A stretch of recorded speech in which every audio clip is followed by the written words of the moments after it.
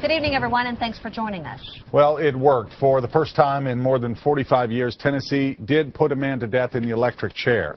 Convicted killer Daryl Holton died just after 1 o'clock in the morning.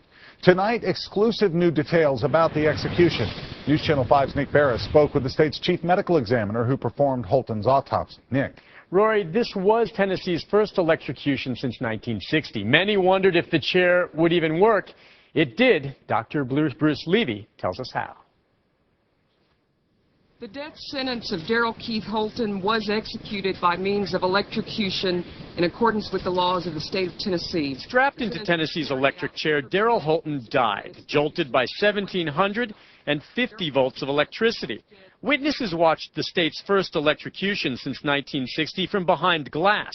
Others had closer contact. As the state's chief medical examiner, Dr. Bruce Levy was among the very first into the chamber after the execution, and he admits he didn't know what to expect. This is such a rare event. It's Dr. Levy's job to perform the autopsy and confirm the cause of death. I mean, we've all heard the stories. Many of us have seen the movie The Green Mile, and it wasn't anything like that at all. News Channel 5's Chris Cannon was among the journalists who witnessed the execution. When the electric jolt came on, his body went up so violently and stayed there, and you could count it off for the 20 seconds that it was up in the air. And that's not unusual, because what happens in the electrocution is it causes every muscle in the body to contract. Dr. Levy says it's impossible to know for certain if Holton felt any pain. The belief is he lost consciousness at the first jolt from electrodes attached to his head and legs. Certainly what followed would have been painful. There was, as we would have expected, some minor burning of the skin in that area because it generates a lot of heat.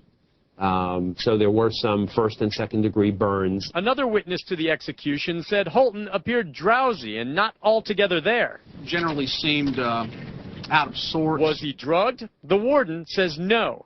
And Dr. Levy says so far, tests confirm that. We found nothing in his urine, but obviously we're going to send out blood for blood tests as well.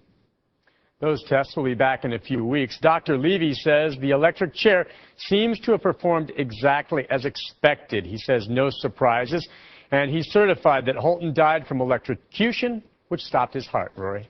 Nick, why does the medical examiner have to perform an autopsy after an execution? Right. You know, they assume that they know the cause of death here, but Dr. Levy says it is standard procedure to make sure everything goes properly, and now there is an official record on that cause of death.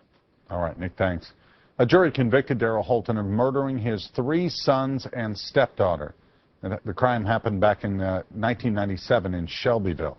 He had the option of choosing lethal injection, but he chose instead to die in the